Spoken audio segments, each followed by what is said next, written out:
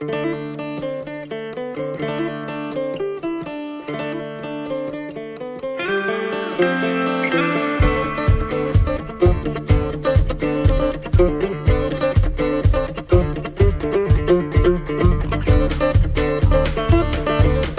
to the Hay Kings podcast, brought to you by Crone, dedicated to hay and forage producers. Today on the podcast, I'm joined by Mike Leaden. Mike's a good friend of mine, and we talk all the time, so I figured I'd invite him on the podcast, and we could just chew the fat for a little while. Mike, welcome to the podcast. Thank you very much for having me, and quite an honor. So tell us about your farm. I'm the fourth generation on our family farm. We've been on the same place since 1901. Where's the farm at? It's right on the Canadian border. Northeast Washington. Northeast Washington, Northport, Washington. And you say right on the Canadian border. We have the fence line. The fence line is Canada. You don't just hop over that fence line. No, Canada is right on their side. So, we did have a dairy farm on the Canadian side of the border that spent years being part of and kind of halfway grew up there. It was very interesting to see a farm that just continuously moving in a forward direction, open-minded. Nothing was out of reach for those people. There's some opinions around the Canadian dairy system and quotas. Oh, yes. The golden parachute it flies over the Canadian dairy farms. Pretty good, huh? Pretty nicely, but it worked for that dairy farm. They had 80 cows, 3 families that supported. We'd have 20 people at lunchtime, and everybody had a job, and it was just very educational for a young man that was interested in agriculture to see something totally different than we kind of had at home, that sometimes there just was not that future for the family farm and agriculture like there was on the other side of the border where new equipment was the common thing. Yeah. We did fix things there, but if it got some hours on it, it was gone. There was something new coming in. Yeah, and it just gave me that thought process that the ability was there and being determined with it. It just wasn't out of reach. Now, tell me about the farm now. We have that farm. I have another farm as well, that's a little further south. Growing season is about a month longer in the spring and the fall, just 25 miles south. That's amazing, the difference over 25 miles. Oh, yeah. We have some of that here. From my northern fields to my southern fields, there's at least 10 days maturity difference. Yeah. The calving season is kind of where I was headed for that earlier spring calving, things drying out, not fighting snow, plowing snow for cows to be calving. What's the elevation at each farm? 2,300 at the northern farm, and I think about 1,800 at the southern place. So not a great difference, but... Oh, no, that 600 foot makes a lot of difference. Yeah. 600 foot, yeah. It's just, we're stuck in a valley at our northern place that snow comes early. We are in view of the Red Mountain Ski Resort. In British Columbia there. Yeah, and that snow, when it comes there on that mountain, it's... It's not long behind your place, huh? Winter's here. Winter is here. You're talking about snow in October and early November and that kind of stuff. Yeah, snow on Halloween. Frost. Almost every month of the year? There has been, years where there was frost every month. So I've never seen a July frost. For reference here, I'm 40 miles the way the crow flies.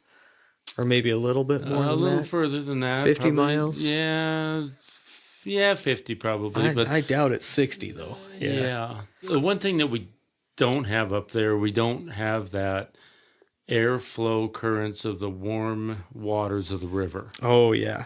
Yeah, we definitely have. On a daily basis, that makes quite a difference on air currents, especially with summertime, drying hay, keeping the inversion out. Yep. Keeping that moisture, baling hay in the evening on the northern place. We're done baling hay at 10 o'clock in the evening. 43 miles to your southern place is what I was just looking. But I've never seen a July frost here. But the 15th of June and the 15th of August. Absolutely fair game around here. I have seen snow on those mountains up there every month. Oh, There yeah. was- and Oh, when yeah. we were growing corn up there, it was risky. Really? You guys grew corn? Yeah. Really? Yeah. At the dairy farm there, we had Oh, okay. made corn silage, and it was quite an opportunity growing up in a farm setting that, let's just say it again, there was just nothing out of reach. The Dutch family, the Dutch people, I mean, they came with very little, and there was nothing gonna slow them down or. You don't say a Dutch dairy farmer, huh? No, there's. Oh, I've never seen one of those before. Hay, cattle, timber, some small grains is what you're doing? Yeah, that's kind of what we've moved into now. Mostly hay. I've always enjoyed making the hay and, working with the customer, providing that small bale delivery right to the customer, and now working with them now to take round bales if some people have adapted to that, to get equipment, to either get a hay hut or a hay net to slow that down, the consumption of that, accessibility to be gone for the weekend and not have to worry about, feeding that. Sure. So what balers do you have then? A John Deere 336 square baler and a 4590 center feed square baler. And then we got some round balers, some John Deeres and New Holland. Back to the agriculture, back to the land, the soil. Growing up, it was ammonium sulfate and liquid dairy manure applied to the fields. And there were several times that we would think that, grass was the only thing that we could grow. Right. It was fast. It would grow back quick. We would Yep. apply the liquid manure. All the alfalfa hay was purchased. It was always puzzling to me that they would always say alfalfa just will not grow here. And then I would go north further and they'd have alfalfa fields. Well, it was a soil pH. Getting educated and versed with agronomy, with people that were agronomists that helped me, get to know how to read a soil sample and take soil samples and do it in the same pattern consistently, and to understand that taking a $50 soil sample and understanding what it needed, or just spending several thousand on fertilizer, hoping that's what it's going to take. And Right. Now, nitrogen fertilizer on grass hay is one of the finer investments that you can make in life. A lot of the times you'll double it, not guaranteed by any stretch, but a lot of the times. But you're moving beyond just putting nitrogen on ammonium sulfate you mentioned. Yeah, and that was kind of the standalone. Always go back to the ammonium sulfate. It's what made things happen, but we did not understand totally what it was doing to our soil. Our pH was being driven Lower and lower. way lower, and then couldn't figure out why this alfalfa will never grow. And and then finally I started taking samples, and we were down at 5.8. I would take these samples into the local feed stores, and they'd say, "You've got some of the lowest pH levels in the county." And well, how do we fix it? It was money. Right. It was a young kid out of high school trying to get going, just pretty well overwhelming. But a little bit at a time, we started to apply some magnesium lime, dolomite lime, Dolpril lime, and some borated gypsum. I did see things turn around a little at a time, and the alfalfa did start to grow. And I've got fields that I was on today that still have an alfalfa stand, and they are 10 years plus old. It's due to redo some of these fields, but it's impressive after the years of getting started 30 plus years ago that little bit of investment has paid off over 30 years.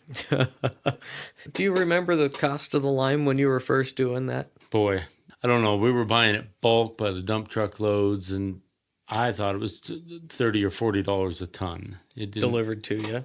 That was at the plant. Oh, okay. And then we had the freight on top of that. So, but I mean, to get started, the first lime, I know I hauled 5 ton of that. I was bound and determined to try this. And I went and got it myself, and I thought it would make just an overnight difference. It needed this. And You were thinking the lime was going to work like the ammonium sulfate. yeah, I thought this would be magic, and it would just, it takes a long time, but How long's a long time? getting a soil sample, and there's a call out for 2,000 pounds to the acre. Breaking the bank at 2,000 pounds to the acre in today's cost, I mean, it can be pretty depressing. I mean, $75 a ton to get it dumped at the corner of your field, I'd imagine. Plus the cost of the Plus spreading on top of that. yeah, and the lime cost. I mean, it's just and then again, the soil sample tells the story. Do you need, I do sampling now that I need calcium lime and I need magnesium lime, and a high calcium number can be a huge detriment. Just You're talking about getting your ratio of magnesium to calcium out of whack. oh boy. Yeah, I have seen some fields are nice and green, they green up, they look great, and they'll get about 8 inches tall, and then they just run out of energy.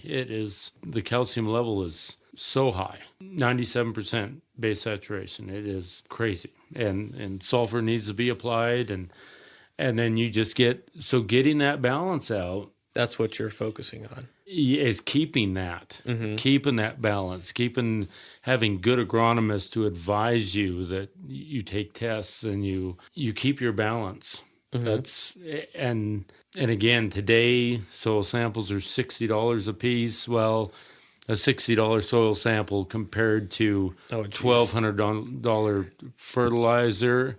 And I'm going to start sounding like an old guy here, but in 2022, 21 was the worst drought we've ever had. 22, I figured we carried some of the nitrogen that we'd put out in 2021 because some of those fields we didn't harvest the crop. And of course, 2022 was the year that the nitrogen price went through the roof. And I figure we saved $17,000 on fertilizer that we didn't have to apply, because we carried it from 21 into 22. And the thing that told us that was the soil test. Right. Not to say that we didn't put any fertilizer on, but we put less on and did just fine. A couple $100 worth of soil tests to save that much.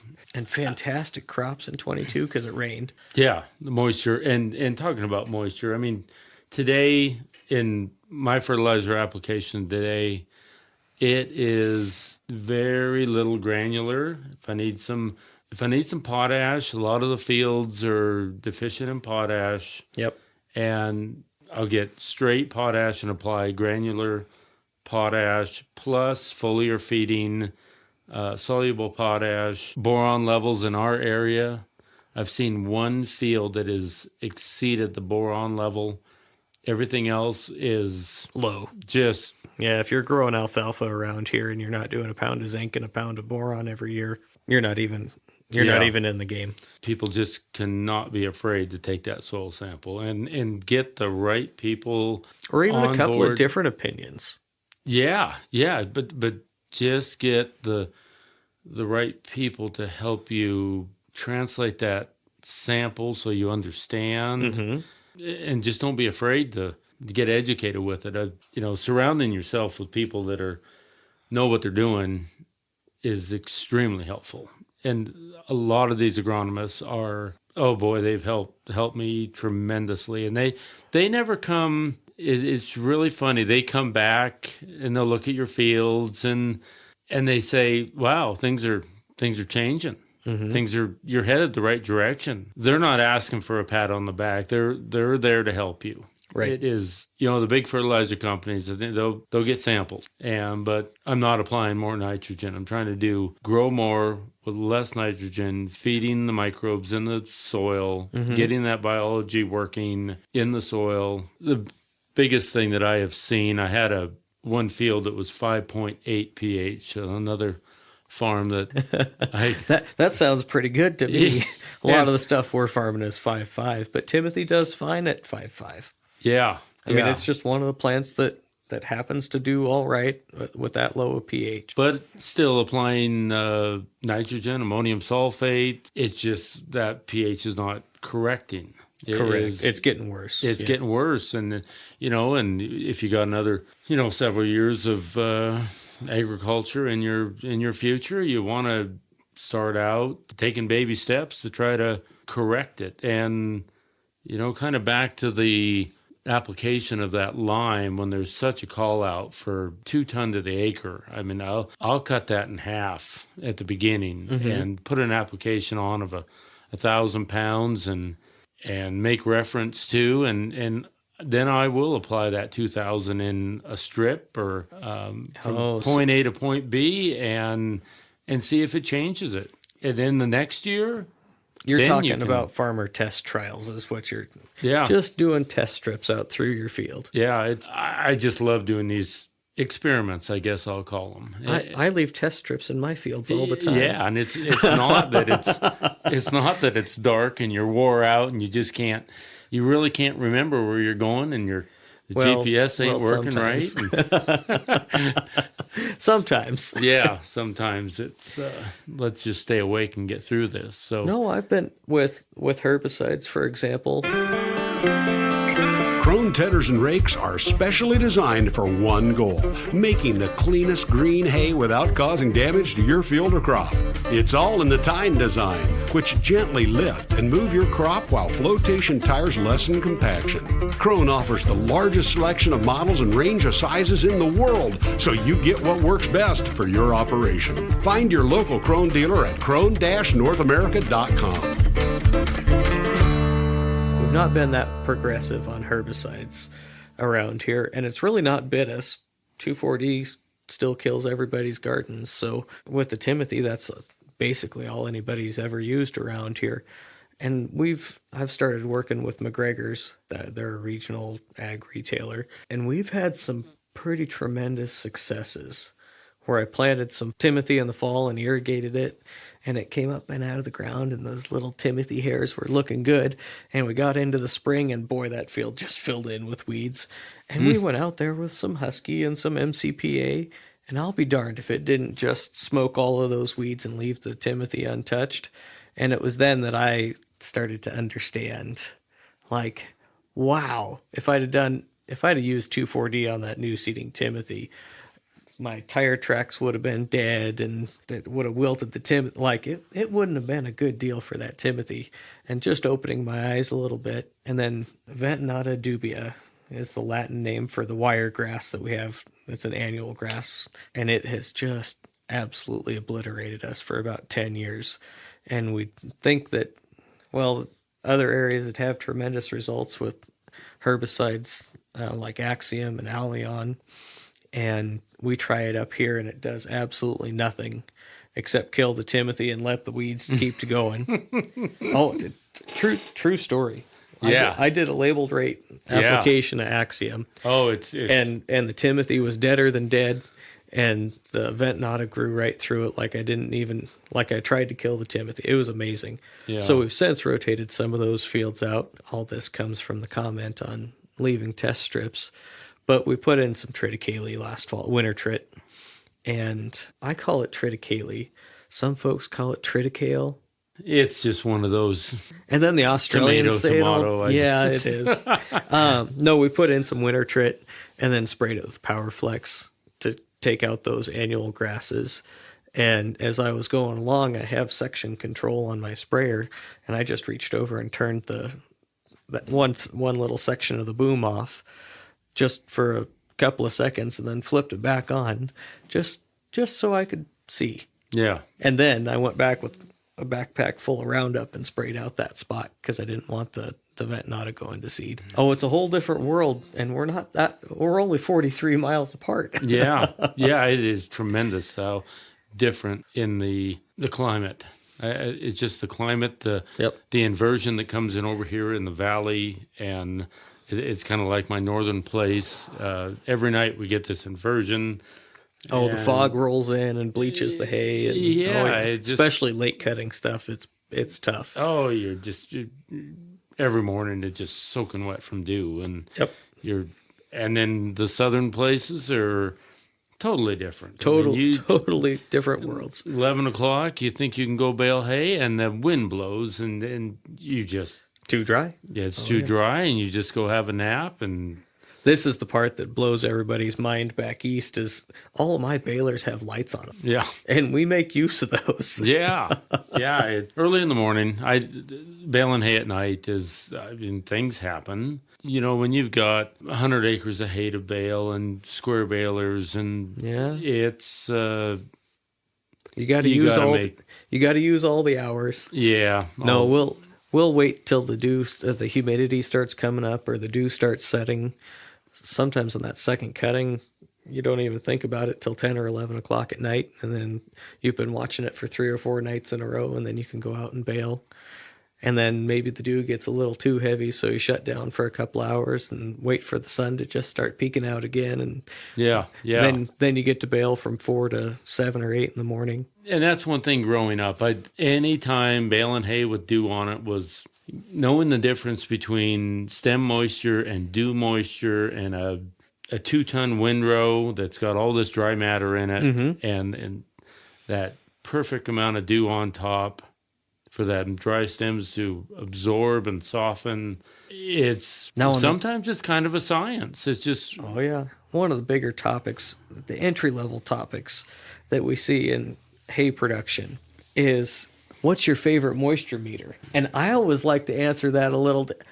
I'll tell you, and this Delmhurst isn't paying me to say this, but an analog Delmhurst with a little needle that bounces back and forth, that is by far and going away my preferred handheld probe. Mm-hmm. The best thing for measuring moisture is still your hands. The evenings of baling hay, I mean, now we have cabs on the tractors, and we don't have to be out there swatting bugs and breathing and coughing them up, and, you know, watching the tires for the perfect amount of dew. Yep. And just where the tires have speckles on just them. Those little spots. But you get in a low spot and that tire's wet, you better get out of there, because you're going to have problems, and get to some high ground. Yep. Mm-hmm. You know, little holds higher that and heat. drier. And it's just quite a science, and it's just exciting every year. Every day, every year, the humidity, the moisture, the air currents, which way you cut your windrows. I mean, it's just from the sun coming up in the morning to dry one side and the other side's not. It's still got moisture. It's just a constant educational challenge, I guess I'd say. That's an interesting. You know, there's always do you cut the windrows east and west or north and south? But either way, you can have a wet side of the windrow and a dry side of the windrow. Yeah, and then it just, boy. And then if you're on a circle, boy, then you're really in trouble. Oh, yeah. You either bounce over the track or you, it's just really fun. It's really good to be able to have the opportunity to, not many people get to really live and enjoy what they've wanted to do all of their childhood, to continue that on. It's just really, and it's a commitment. I'm as guilty as anybody that it's a full commitment, that the whole farming season, right from seeding to baling straw. It's just just back to the fertilizer, soil science, biology in the soil. Every year we learn something. Every year there's a change. Foliar feeding, never knew anything about it, and that was after my, lower pH levels and trying to get that plant, either put the fertilizer on, the ammonium sulfate, catch a rain if you don't have water, have the evaporation, things leaching. Now we have pretty much gone to just spraying the fields at 4 to 6 inches, hoping to catch a rainstorm, or if we can turn the water on. It's a full commitment to, spraying it in the evenings, getting that dew to come in, getting that plant to absorb that moisture and take in that foliar product that you're applying, have it go through that night, and get that to absorb into the plant, before that sun comes out the next day. And if you do got the water, it's a home run. It's a winner. We use an Ag Pro system foliar Prex product. That's it's a kelp extract, soluble potash, boron, gibberellic acid. That is, it just makes the plants just take off and flat out grow. It is. We've cut our harvesting intervals 10 to 15 days between cuttings, and it's allowing us to get one more cutting. So we're 30 to 32 days between alfalfa cuttings now. Then and we were 45, 48 days used to be before the foliar feeding. Do you attribute that completely to the foliar feeding, or a little bit more awareness around the maturity of the plants? I'm watching the calendar, trying to get that, but we're getting 3 cuttings right there, 6 ton to the acre plus some, and with irrigation, with the water. Yep. But even our dryland stuff, costs on the foliar feeding, there's just so much better. I feel there's better control of the application. We're not getting the moisture, not getting the rains like we, back 25 years ago. We could count on it. We could put that ammonium sulfate on. We would get a rain. Yep. But still, we were applying that stuff in the evening before the rain came. Yep. Get that inversion in. Get that. If that ammonium sulfate's laying out there and the sun's beating on it, you're losing money. It's going away. It's or urea for that matter. Yeah. There's a lot of folks around here that do the exact same thing, urea or ammonium sulfate, whatever the cheapest form of nitrogen is, right? When they ask me for advice, I just tell them right before a rainstorm. That's the answer. Yep. Yeah. And then when you got a lot of acres to cover, trying to get it all done in a timely fashion. Oh, it's rough. It's start 3 days before the rain and then hope that it actually comes. Yeah, and you hope like heck the rain comes. Yeah. I mean, that's Yep. Excuse me. And we touched a little bit on that seeding, that Timothy, and I've got a 7-year-old alfalfa field that's still producing. Last year was 6 under the acre, just really a producer. But it's pretty much straight alfalfa. And I wanted to seed in some Timothy to get that first cutting Timothy alfalfa mix for some of my horse customers, and just another product to offer. And, flying that, I never thought growing up it'd even be an option. But, an hour and 20 minutes, we flew on 7 to 10 pounds of Timothy with 2 drones on 40 acres, and it was all mapped out. It was put on the 20th of December. There was no snow yet. That freezing and thaw pattern throughout the winter takes that stuff in at the same elevation, the same depth. I mean, it was just, and now that stuff is 6 inches, 8 inches tall under that alfalfa is just... It's coming pretty good. Yeah, but we'll see second cutting how it does. But I really didn't think I wouldn't see any real production till next year. But, and everybody kind of wants to interseed and trying to sustain a alfalfa stand, and 7 years old and trying to keep it going with some grass. So we'll just really hopeful that that's going to be beneficial for that stand of alfalfa. And 7 years on a stand, some people think that's a long time, but when it's in production and it's still producing that, 3 ton on first cutting and with some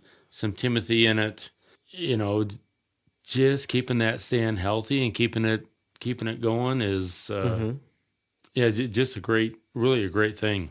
This year on another new product that we've tried, seeding in our oat barley stands of rotational crop that we put in, putting some prilled chicken litter in with the seed. Oh, okay. Tremendous results. Having the people, having the contacts, and being open-minded that, trying something new and not being afraid of some change. I joke all the time that we need to, kind of keep going forward and get rid of the 8-track tape. It's really... Would you believe it if I told you that I don't think I've ever even seen an 8-track tape. Well, my dad had one in his pickup when I was younger, and I thought they were really cool. It was really a neat thing. But now the smaller cassette tapes, I remember those quite clearly. Yeah, just before CDs. Yeah, and it's fun. One John Deere tractor, it has an 8-track tape player in it. And really? Yeah, it's a 4040, and it still has it in there. And well, we're not going to knock a 4040. No, that's a good tractor. Yeah. So that prilled chicken litter, it flowed through that drill. There was no bridging, no clogging. It was just, I have a 3-section grain drill. I left the center section open with nothing in it but grain, and the outer 2 had a mixture of the prilled chicken manure and grain. How'd you mix that? We mixed it at about 50 pounds to the acre. Okay. Of prilled chicken manure, and we seed about 120 pounds of grain with that. Yep. Germination was absolutely crazy, just incredible. But it was good to do that test, and you could clearly see the difference. Oh, we can see it. Yeah. We were. No other square baler has a bigger appetite for the most demanding conditions than Krone HDP2 Big Pack. 8 knotters put more hay on every bale, and a new V-knotter design makes hanging on the bell hook almost impossible, requires fewer adjustments, and leaves no scraps behind. See it all at krone-na.com. Krone machines built for generations. We were talking about this the other day because you sent me the picture, and I don't know, the plants were up 5 or 6 inches. Then the plants without was up an inch or 2. I mean, it was a drastic difference. Oh, it was drastic, crazy. It got me excited enough. I went and we got some moisture. I went and tilled up another 15 acres and seeded it in the same day. And and we will see how germination. I mean, it's dry ground. The other stuff had not had water on it yet, and it was just tremendous. I mean, we're $7 an acre for that product. Oh, in today's numbers, that's not bad at all. Yeah, it's crazy. I mean, our foliar products, somewhere in that, depending what's used, $8 to $18, $20. Mm-hmm. A higher end foliar product. We do use a humic acid product, liquid carbon. It's a Monty's product as well. Monty's Hay Now, I've used some of that. Had good results with the grass alfalfa mix with that product because a little bit of nitrogen in that product. Do you have your pivots set up to run that through the pivots? No, not currently. And the amount of product pumping through the pivot, agronomists, I haven't tried it. We're spraying it on with a regular sprayer. Mm-hmm. We get it right on the plant, field done. If it's warm, second, third cutting, we'll start spraying and turn the water on, and it'll be chasing us. Mm-hmm. We want that. They want it left on the plant for a while. I have not left. I leave it on for an hour or so. Mm-hmm. I get it going into the plant. Mm-hmm. Boy, we have the first time I ever used this stuff. It was 7 years ago, and we had some 4 to 6 inch alfalfa, second year crop. 11 days later, that stuff was almost to my knees. It was just... It got and went for you, huh? Yeah, it was just... It was crazy. And you think that it's not even possible, but it is possible. I want to back up here because we were talking about the chicken litter in the drill. I have an old 750 John Deere no-till, and I want to get it set up for liquid. It's a little tougher to do on the no-till drills because of the way the press wheels and the closing wheels go, and where you put the fertilizer matters, and then you gunk up your press wheels and closing wheels, and the closing wheels, the bearings like to go out just because anyways. But we're gonna do that to try to do some more fall triticale, winter triticale, get it up and going in August and get a lot of tillers on it and really work at making some better triticale, because really this year was just truly, I think there's been some other folks that have grown it around here, but it's not a staple. It's not a mainstay by any stretch of the imagination. Yeah, down in the basin area in the Moses Lake. Oh, they chop it for silage all the time. And I mean, the fertility is just... The manure goes out and the triticale and corn silage comes back. And northern people go down there and they just, if they're into agriculture, they're envious. Oh, yeah. They're just like, wow. But going down there and seeing what they're doing, I have brought some of them tools back and some of that knowledge back, and it works. Getting to meet and know some of these people that you can call up and say, hey, I'm going to try this, and they can advise you on, what to plant, what will mine that nutrients 2 and 3 feet down in the soil to the surface. I always like the guys that tell you to have a living root in the soil all the time. And this is clearly not what they mean when they say that.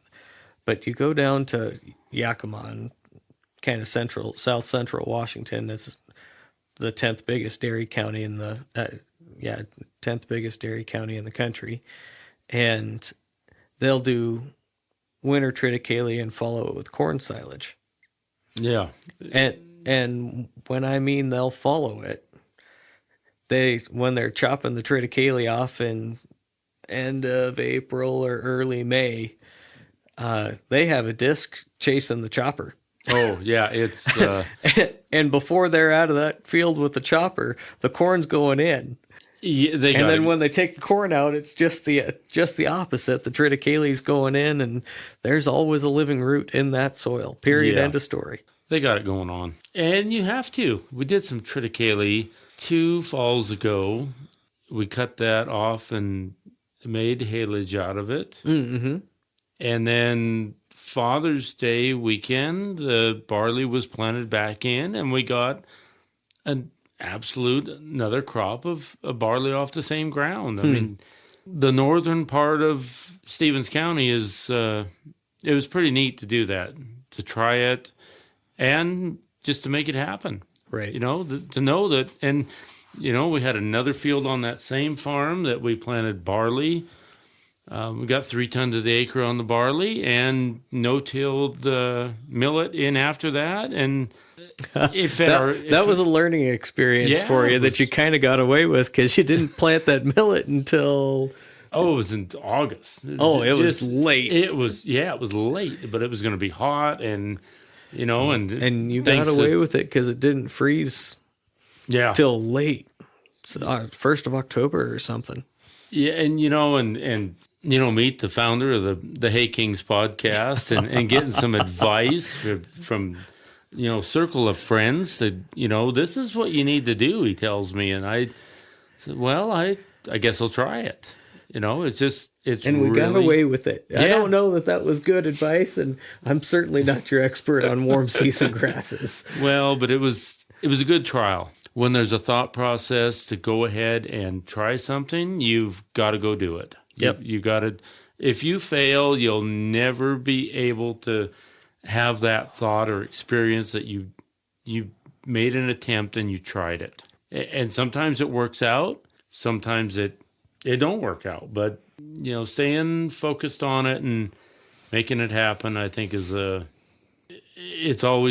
worth trying. It's just, and again, doing them soil samples, working with those agronomists, fertilizing that stuff in between crops.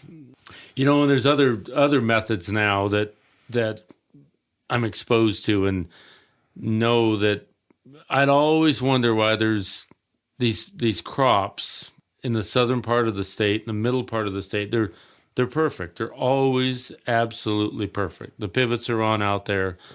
They're perfect. And they take tissue samples. Mm-hmm. And that's something foreign to the northern part. And then again, it costs money.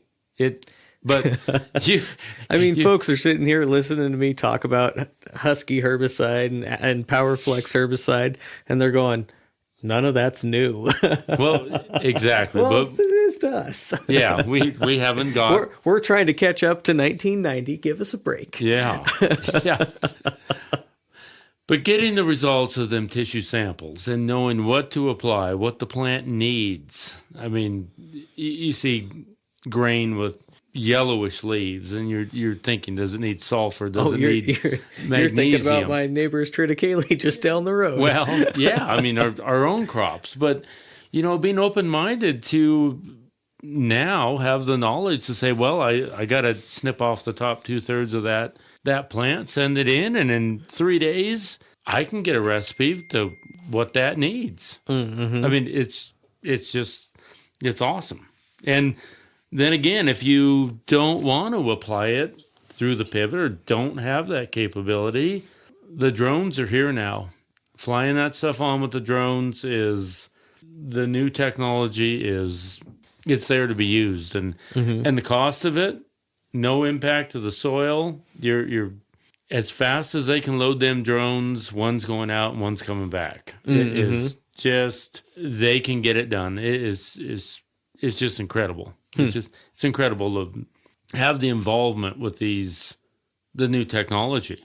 The GPS, the drones. There's a place for drones in agriculture, no question. Yeah, not saying that. I mean, you can't droplet size of the product coming out. Wind speed, streaking, height, droplet size. I mean, there's all sorts of. That's an art form that folks are figuring out.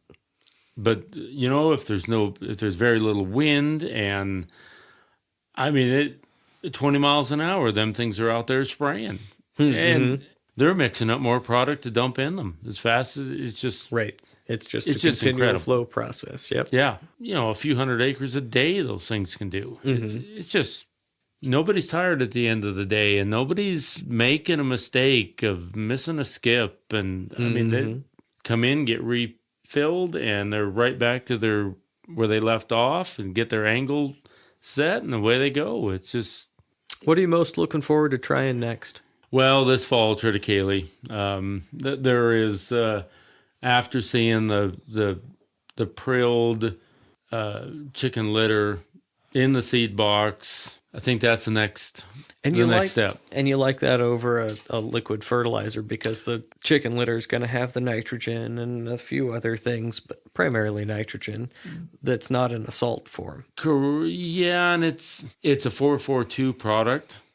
So, but the biology in the soil is what is turning on, and that's a whole new world that we don't quite know how to measure yet. No, we haven't been down south enough. I mean, yeah, maybe. We haven't been down there with the farmers that are doing that, but just a couple trips down there learning this stuff and bringing it back and trying it I had a friend that tried some foliar feeding last year after first cutting, just got an awesome response. Great. And he'd call me up and say, my stems aren't drying. The hay's drying, but the stems are not. I said, well, you probably got all the nutrients in the stem yet. It's in the stem. It's not, the plant's not drying down and shutting down. The nutrients is in the stem. And, it's always been a real dream to take, hay to the county fair. And now there's some competition. You got some neighbors. Oh yeah,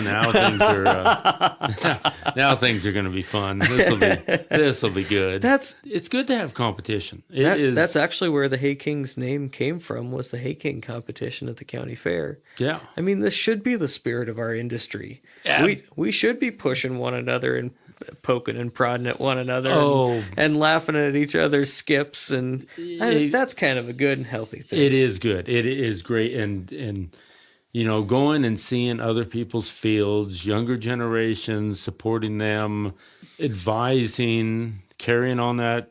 It's just, I've had older farmers that I looked up to for years. And last year I had one of them come to me, 80 plus years old, and just, he come to me and he says, I don't know what you're doing, but you need to come look at my fields. I want my fields to look like this. And it was just so intriguing to me that after looking at his place all my childhood, he came and said, I want you to come and spray this product on my field. And now he's just blown away. I think it was just another, he looks forward to making hay bales and farming.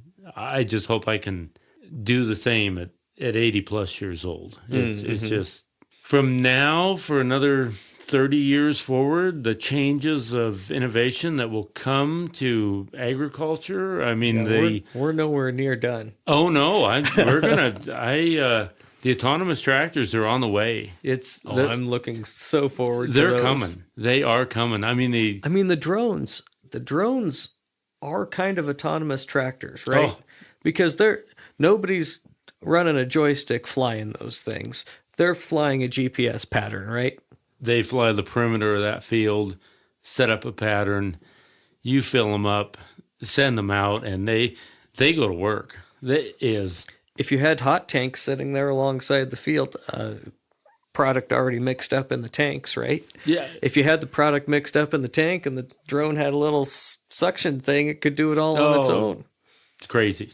Just the changes of the 5.8 pH, the ammonium sulfate, the understanding evaporation of nitrogen, to what we have now is people need to, it's just great to, educate as well as other folks being open-minded to try something. We switched to liquid fertilizer. Well, and you came and got some, and we did some test trials on the Timothy here, where we ran urea on half the field and the 28 solution 32 with a little thiazole mixed in to get the sulfur content. We did equal amounts of nitrogen and split the field in half, and you can see in the pictures already that there's a difference, but we'll have to see what the proof's in the pudding and the yield, not just in the pictures, right? Yeah, it's incredible to have those products in a 2.5 gallon jug, and you get a soil sample, and there's parts of that field that may need some sulfur. A part of that field might need something different than another, and you can correct it. You can help that field gain its production for that year and for the years to come. It's just really, you go buy that ton of fertilizer, not that it's certainly that granular does have. There's absolutely, especially if you're working the ground up and you can incorporate it. Oh yeah, that's a great place for a urea kind of product. Yeah, applying that, being low in potash. I haven't sampled any ground that hasn't been low in potash. I mean, we're talking everything. A couple 100 pounds, but prepping that ground in your rotations and getting that soil amended and getting it ready for that next crop of alfalfa is that granular potash has been a big help. And then spoon feeding that crop, just another good tool. Just, in the busy times of the season to, if you don't have time to spray it on, to, have those drones come and fully or feed that crop for taking an hour for them to spray 40 acres, and you can be baling hay. You don't even have to be there. I mean, and the human error is not there. It's just they set them up, they turn them loose, and it's not the 8-foot disc and the open station tractor, and there's exciting new innovative products and applications out there now that you have to try and be open-minded to. Oh, yeah. I mean, we all know sitting in the tractor, getting an 18-hour day in and getting out of the tractor and being in the air ride seat and the air conditioning, and you get out and you think, Well, it just wasn't too bad today. Have you run with the auto steer yet? No, haven't got there yet. I have one tractor with auto steer, and you don't know what to do with your hands. It's the weirdest thing. Well, but there's a quality of life that comes along with that, in addition to having just absolute perfect straight rows. Oh, I love straight rows, and I have the capacity to do it by hand. But it's sure a lot easier to let the machine do it. yeah, I could just imagine. There's a mental fatigue that just absolutely goes away. Oh, hitting the button, and if you have a half a mile to the other end, you just got to time it at how many miles per hour of how long of a nap you could get within that distance. That's what I'd be. Yeah, actually, some of these new GPS have the turns built into them. Oh, so they'll do it. I could be into the neighbor's field. I think. Looking to make a lighter footprint across your fields? Run Krone rakes. Available in working widths from 12.3 to 15.1 for single rakes and 18.8 all the way up to 62.4 feet in the twin and four rotor versions. Choose from multiple sizes and configurations to sweep across your field, gently lifting the crop into clean and boxy windrows. Ideal for the hungriest baler or chopper. Learn more at www.krone-northamerica.com. I think it would be... No, the first time I ran a tractor with auto steer, it was on a dairy over on the west side of Washington, and I was running a finishing disc with a crumbler behind it, one of those roller packer things, getting ready for corn. We were swapping over 800 acres of rye.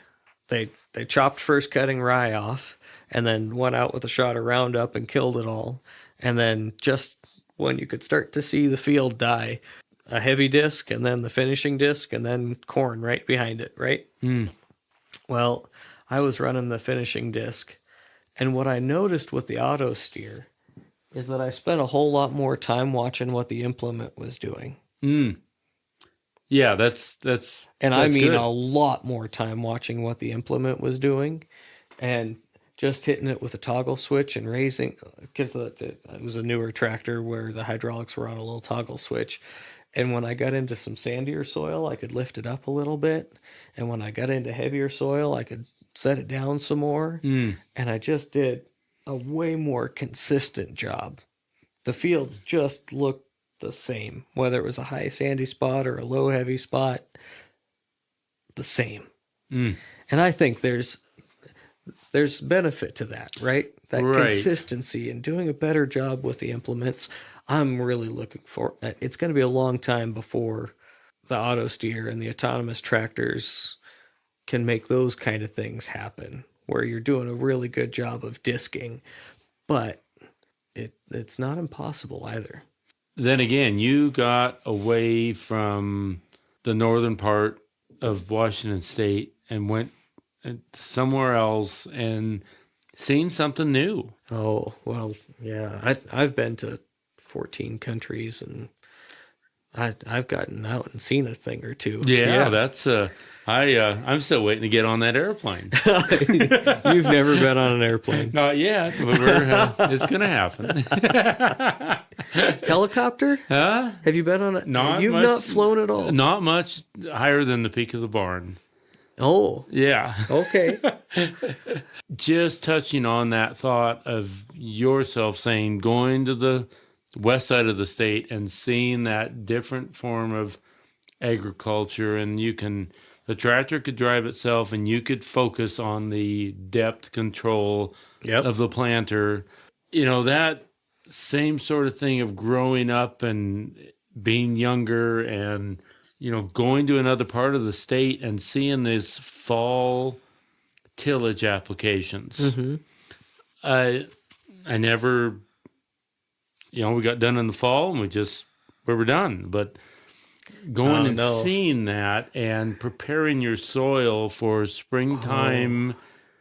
Fall tillage is a thing. Oh, fall tillage is so relaxing. And it took me a long time to get to the point where I could do fall tillage. Yeah.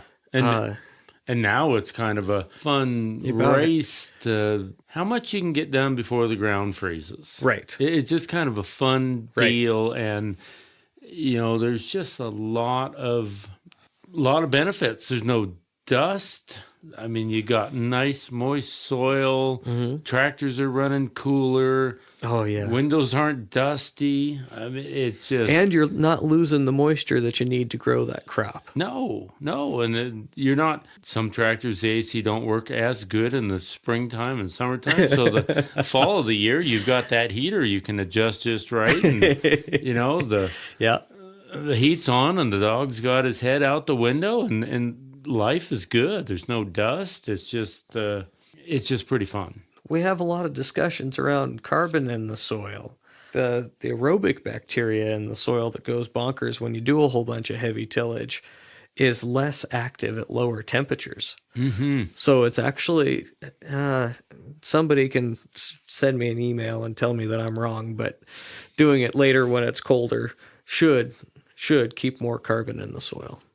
Again, that's something new. Mm-hmm. Just something new. That's over to that biology side a little bit of that. Yeah. No, that biology is real. Yeah. And it's something more as you just never quit learning. I had some fields that we seeded, some of the first fields, and they were cultivated in the fall. Lime was applied, incorporated into the soil, seeded this spring. 2 days later, another field was seeded that was plowed last fall. And some of the greatest barnyard grass came up in the first field that was seeded that ever has been. It's crazy. 2 days apart, two different forms of tillage. Cows were fed on the second field. Sometimes deep tillage is necessary. It's a good tool as well. Right. It's oh yeah. Have not done too much no-till yet. Usually by the time that them fields are ready to be tilled, they're getting rough. They're getting rutted up from sprinklers. I mean, gophers. The great, wonderful gophers. Those are the management tool of them is the ripper. It was something. Ripper. Yeah, the ripper. Ripper works pretty good. If you rip both two different directions, you don't have a lot of gophers left. Yeah. Touching again on those soil samples. Understanding that soil, understanding the biology in that soil, ripping that soil, getting down through that plow pan. Plow pans are real. The nutrients under that plow pan that's sitting there. I mean, or access to water. Yeah. I mean, where we've been, so now you have quite a bit of irrigation, but in my dry land, if those alfalfa roots can't just auger their way down and find water, they stall out. It's a problem. There's a lot of cost to that, especially now with fuel prices. But then again, in the fall of the year, when that ground is dry and hard, fracturing that ground in that ripping, not slicing through it, that fracturing application is very beneficial. Yep. For them roots to get down through that soil and through that plow pan is, we've done some of that. Just started, then again, that's stuff that we learn from getting out of our zone. Sometimes we have that 8-track tape that's playing, and we just have to get away from it. It's just, and some things are good. Boy, some of them old timers have. They've done the trials, they've done the tests. This is what works. Yeah, you still got to listen to the old guys. Yeah, that some of them old timers that do that fall tillage and are persistent in the way they do things. Those are. I know of a dairy farmer that is an outstanding farmer. Just dry land, 3 cuttings, manure applications. Just absolutely feel very blessed to know. Quite an inspiration today, as well with, and then again, you just want to get to know everything, all the tricks that he has. To carry that on. I think I know which dairy farmer you're talking about. And he asked me for alfalfa planting advice. And I don't know that he's quite 80 yet, but he's got to be pushing it pretty heavy. He asked me for advice, and I just said, nope, that's not how this works. Well, it might have been a test. He just might have been testing you. So yeah. No, I'm not telling you nothing. That would be, especially about planting alfalfa, you're the one that I would call. Oh, yeah, it's just, and early on, years and years ago, using pre-emergent before you planted that alfalfa. Oh, Eptam, sure. Yeah, things that I didn't know. It was just incredible. No, Eptam's a real thing for alfalfa. There's nothing better. Yeah. Nothing better for new seeding alfalfa. Perel, H2O. Oh, yep. Just I'm looking forward to learning how to use Prowl a little better, especially on some of these annual grasses. I think we can get some better control of our winter annuals with some Prowl, and my agronomist thinks so too. The patience of springtime comes, everybody out of the box. They are ready to go. Mm-hmm. They're excited. The smell of that dirt is back. It's kind of like that guy that cuts hay first. Sometimes you sit back and you watch the weather. You watch him do that. You say, "Oh boy." No, I don't think so. I think I'm going to go on a trip. Yeah. So I'll be back in a couple of days. Yeah, just getting that soil temperature up. We haven't talked much about soil temperature, but that's a thing in the spring. That for sure. And taking those soil samples after that soil temperature comes up. That's things are working in that soil. 50-degree soil temperature. Things are different. Things are going. And I didn't know this till several people in your circle to call on, to get advice from, run something by, try to figure out a warm season grass. I mean, just this year trying this again with probably sorghum, Sudan grass. A possibility. We'll just see how the summer goes here. But it's just really neat that there's options. I have one more field to plant. That's 10 acres, and I think it's going to go to millet. Yeah. I think that's what we're going to do. But we're going to work it and get those soil temperatures way up, just exactly to your point. Right now it's been chem fallowed. I went out and hit it with a shot of Roundup, and we'll go back just a little 10-acre play patch is all we're doing. It's just an experiment. Yep. Yeah, just something to... And I'm not getting in a hurry to plant it because right now we have, for the next 10 days, the high temperature is supposed to be 74. Oh, this is a great time to just... let the grass grow. Yeah, let things grow and watch the neighbors and see if they're getting excited. If that swather comes out, just sit back and watch. Thank you very much, Mike. And I look forward to having you back for another one of these. See how some of these trials, these farmer strip trials that we're doing here go. Thank you to Nick Palmieri at Palmieri Sound for doing all of our audio editing. He's the one that really makes us sound smart. Check out hay-kings.com. Some things that we're selling on there now include bale skis and hay hooks, merchandise. If you need a Hay Kings hat, I can get you set up with a hat or a shirt or a decal. Go ahead and check it out and support what we're doing here. And thank you very much to Krone for sponsoring the podcast.